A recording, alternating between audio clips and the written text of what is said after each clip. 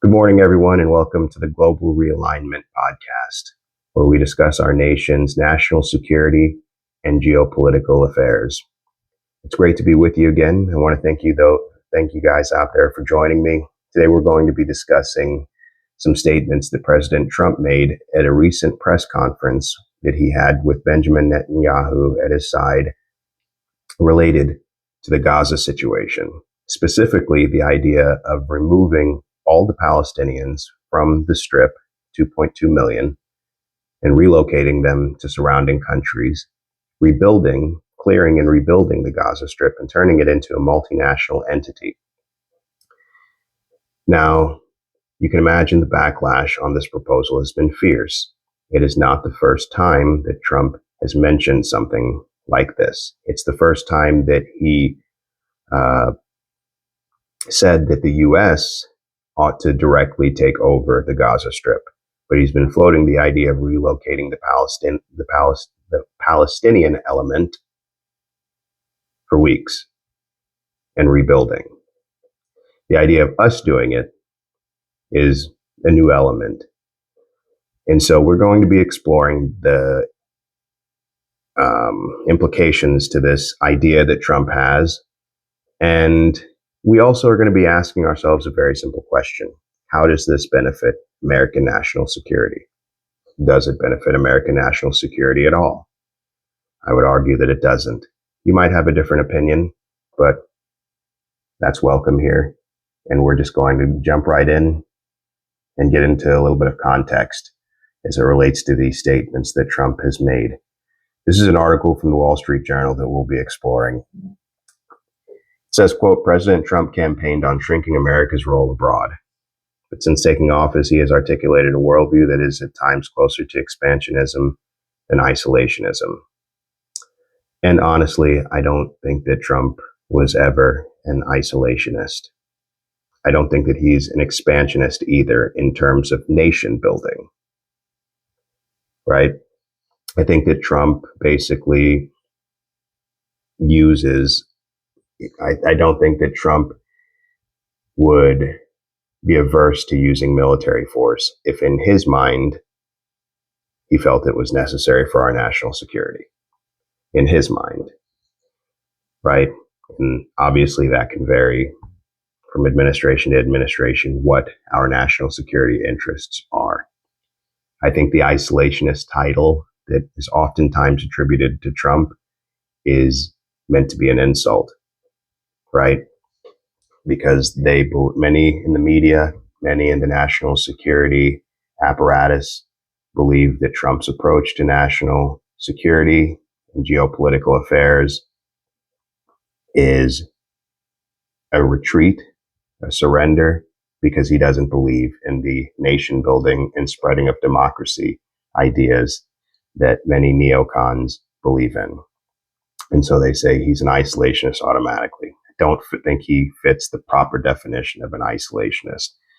He is more of a pragmatist when it comes to his approach on international affairs. Also, he's labeled an isolationist because of the position that he took on the Bush wars. The idea of calling out President Bush in 15 and 16, calling out the lies that led us into Iraq, which very few people were doing back at that time. It wasn't as popular as it is right now. The idea of calling that out created a situation that the media exploited and the national security apparatus exploited. He said, hey, he's an isolationist, right? He is against these wars in Iraq and Afghanistan. He's speaking out against them. It was a way basically of pinning Trump against Republican orthodoxy. He's running against 16 essentially conventional Republicans that believe in the expansionist nation building idea. Trump doesn't. The media exploits that, right? Also, the idea that Trump had of a rapprochement with the Russians, the North Koreans, typically adversarial countries and characters created the idea that Trump was soft and that he was an isolationist, right? That he was withdrawing American power on the world stage and that America didn't respect us.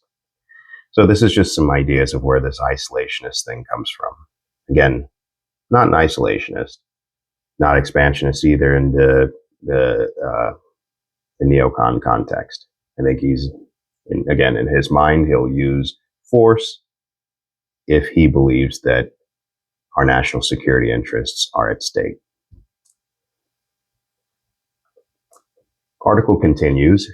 Trump generated global shock waves Tuesday when he said the U.S. should take long-term control of Gaza, suggesting that Palestinians should be relocated while the enclave is rebuilt into the Riviera of the Middle East. Basically, he wants to turn it into another Dubai.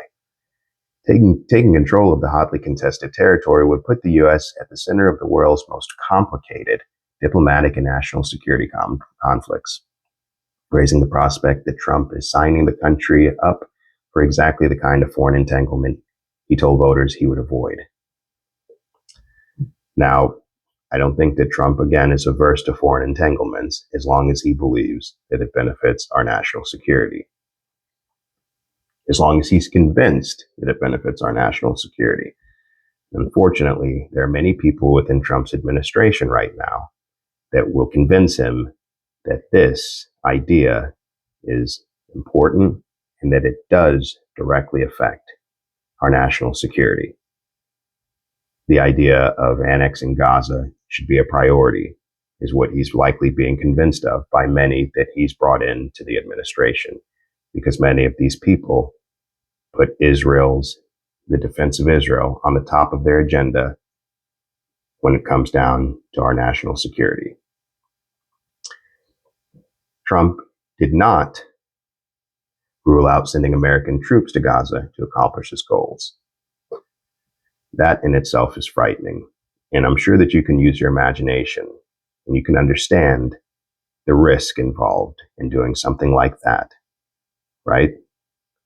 You think about the situation in Iraq, if you've ever studied the history of our occupation of Iraq, okay? Wouldn't probably be that bad, but it would be pretty bad, right?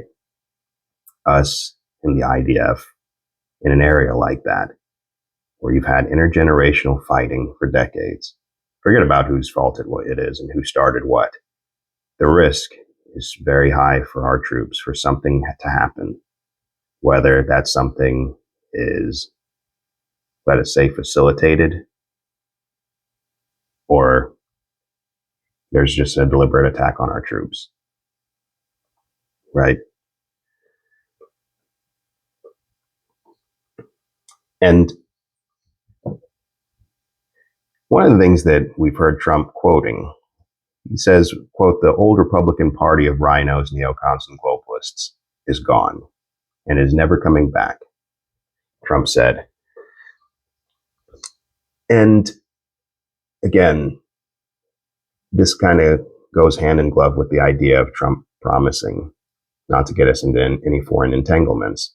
He believes that these actors, these groups that he just mentioned, are the ones that have gotten us into the foreign entanglements, right? The rhinos, Paul Ryan Republicans, the neocons, the Bolton and Victoria Nuland types, the globalists, Soros, Schwab, all these people that I'm sure some of you have heard of. And honestly, I think that the framing is what you need to pay attention to. He says all these people are gone. Don't really believe that. I think that oftentimes many people can point to the bad actors specifically, like I just did. You can name them. They, when you say neocon, like Bolton's mustache comes into your head. Most people, I think, who follow this stuff have a tendency to kind of brush away just the idea that these are people, yes, that you can give a title to, but they also have a set of beliefs. And those beliefs are shared by many within the Washington establishment. In fact, they're shared by many of the appointments that Trump has within his administration. The reason this isn't being called out is because those appointments don't have familiar faces that people can point to and say, hey, that's a neocon. All of them don't have that profile. And so I think it's crucial to understand that the high profile ones may not have a place at the table in this Trump administration, but there are still the ones that are more silent operating around him. And I do believe that that's one. And again, we're talking about like neocons and rhinos and this type. And I think that's one of the reasons that's brought Trump to this very radical idea, this radical and unproductive idea of annexing the Gaza Strip. Article continues, Trump's proposal stunned even some of his most ardent and influential supporters in the Jewish community. A longtime pro-Israel Trump fundraiser who's raised money for the president for years called the idea insane, correct, and questioned how it could be executed, noting this type of policy would likely take well over a year to complete, with too many unknown variables for it to be done smoothly. Unknown variables can include the legality of removing an entire people, ethnically cleansing a piece of land, and resettling them in neighboring countries. The legality of just taking the territory unilaterally like that. Other unknown variables, the time that it would take just to form the policy itself and all of the roadblocks, right, that would be, that would conflict with forming the policy itself. The idea of the troops on the ground, once again, the logistics, the financial challenges, and just it would be politically explosive, right? And you think about logistics, okay? Think about the financial challenges. Do you have the, what's the word I'm looking for? The infrastructure to do something like this? And the answer is no. We don't have the infrastructure, the financial resources right now, the logistics to even carry out mass deportations in our country, let alone deporting Palestinians to surrounding countries. And you don't even have the support of those other countries that Trump is proposing to send these people to, right? You have to think about these things. And is it the wisest use of our time and our resources to do this? Again, we don't have the resources right now, okay, to even carry out these mass deportations. They're happening, right? Not to the extent that they ought to be happening in order to meet some of those goals that Trump set when he was campaigning. They're happening, but there are problems right now, especially with the numbers. Okay, the infrastructure. People are going to these detention facilities, private prisons. They're at capacity and they're having to release them back into the country. All right, the money isn't there. You're gonna have to hire and train more ICE personnel just to get the kind of numbers that Trump and Vance have promised. So why are we talking about deporting Palestinians in a war zone right now? You got me.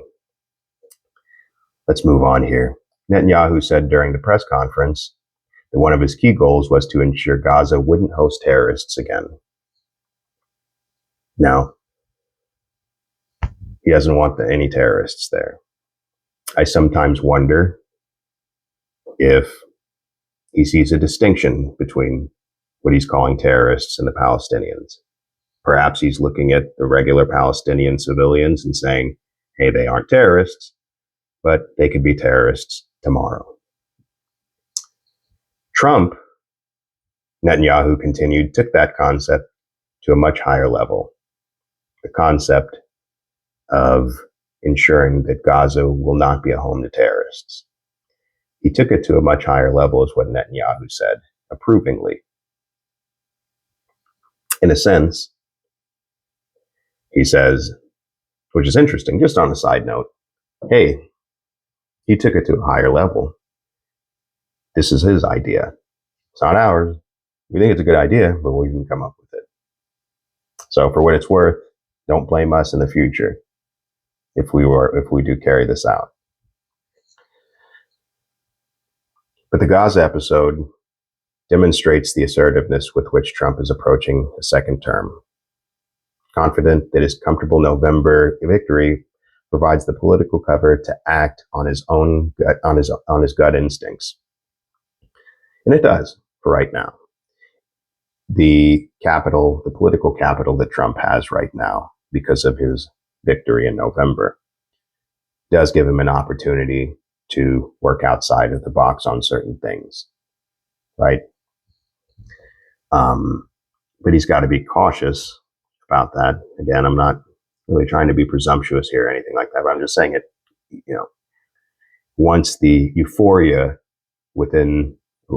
Trump's euphoria and the MAGA movement's euphoria subsides and they kind of put the pride away, they're going to have to realize that, hey, you only have a year and a half and midterms are here. Next year, everyone's going to be consumed with midterms, right?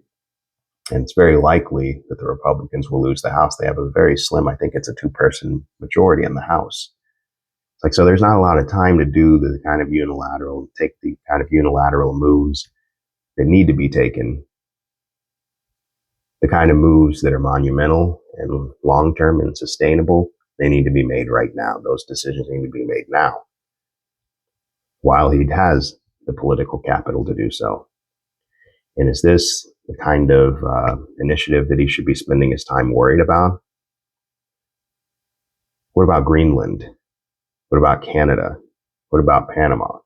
There are plenty of other areas that Trump can show how much of a badass he is. But it's ridiculous. And we'll be getting into the Greenland thing here in just a second, because the article goes on already. He set his sights on acquiring strategically important Greenland. And this has provoked a fight to wrest back control of the Panama Canal, and has said that Canada should become the 51st state. See, this is, I think, where we should be focused. Our attention and our energies should be focused on this. I don't necessarily agree with everything involved in these statements that have been made about Greenland, the Panama Canal, and Canada. But I would say that it more directly affects our national security. These countries are in our sphere of influence. Okay? This is where we should be focused. Not Ukraine, certainly not Israel. You take Greenland. Natural resources, untapped. Plenty of space for investment. Military security. We're hearing a lot right now about the strategic importance of the Arctic Circle. The ice is melting up there, and the competition is brewing between us, China, and Russia as it relates to these trade routes, the natural resources, all these things. Greenland is a great staging point for all of this stuff, right? Greenland would be a great focus for Trump, right? And seeing how we can acquire that island. And at the same time, maybe how we can acquire or start building some modern icebreakers. I think we only have 3 of them. The Russians have an entire fleet. The Chinese are working on a fleet. They're making investments in these nuclear-powered icebreakers. I think they're awesome. I've seen pictures of them and read about them. This is where our energies, I think, should be. Panama Canal, obviously something that we need to be looking into. The Chinese have been way too involved in that area of the world for quite some time. Canada, I think that's just trolling, but it would be interesting, right? I mean, hey, when Trump was president, he annexed Canada, right? Not really too interested in that, but I'm just saying, if we're going to be, these would be accomplishments that would put him down as a mover and a shaker when it comes to presidencies. So we'll see. Some veteran diplomats were perplexed by Trump's plans for Gaza. It's not a serious proposal, said Dan Shapiro, U.S. ambassador to Israel during Obama. If ever pursued, it would entail a massive cost in U.S. dollars and troops, with no support from key regional partners. Obviously, right? I mean, I don't know what kind. I mean, threats, tariff threats. I don't know. I'm trying to think to myself what he's got plenty of leverage over all of these countries, these surrounding countries, but who knows what he would do if he was serious about this to those countries like Egypt and Jordan, which are the main countries that Trump is looking at sending the Palestinians to. But great points. Now, I think the bigger question now, when we look at these statements, is what, if any, events are bringing us closer to Trump realizing this objective? I would say there's two. The release of more foreign aid to Israel, and the idea that Netanyahu was never intending to go through with the second phase of the ceasefire that was brokered by Steve Witkoff, members of Trump's transition team, and Biden's team. These two events, these two components, I think, tell us that we are moving closer to the realization of this objective that Trump has. Trump administration has asked congressional leaders to approve new transfers of roughly $1 billion worth of bombs and military hardware to Israel at a time when the White House is working to preserve a fragile ceasefire. Right? Netanyahu and other Israeli officials are expected to press Trump to move forward with a separate set of arms transfers, totaling more than $8 billion in new bombs, missiles, and artillery rounds. And I hear that what's included in these two military packages, or I forgot which one. One of these military packages also includes the Caterpillar tank, bulldozers that are oftentimes used to destroy the Palestinian housing units. I think in like the West Bank. So you've got these two military packages. You've got statements from Netanyahu where he's blatantly said, "Hey, I'm not going to implement the second part of the deal that was brokered." Right? You know, here's a quote from him. "We can't leave Hamas there in Gaza because Hamas will continue the battle to destroy Israel. You can't talk about peace if the toxic, murderous organization is left standing." Right? And just some quick background, just to kind of tie it together. You had Steve Witkoff, negotiator for Trump in the Middle East, and envoy for Trump in the Middle East, secure this ceasefire before Trump was inaugurated. It allowed hostages to be released. It allowed the firing to stop temporarily. Right? Now, this was a great political victory for Trump. Okay, before he got in. But honestly, it's very likely that there was an agreement behind the scenes. Right? Something like, hey, Israel says, hey, we'll make you a deal.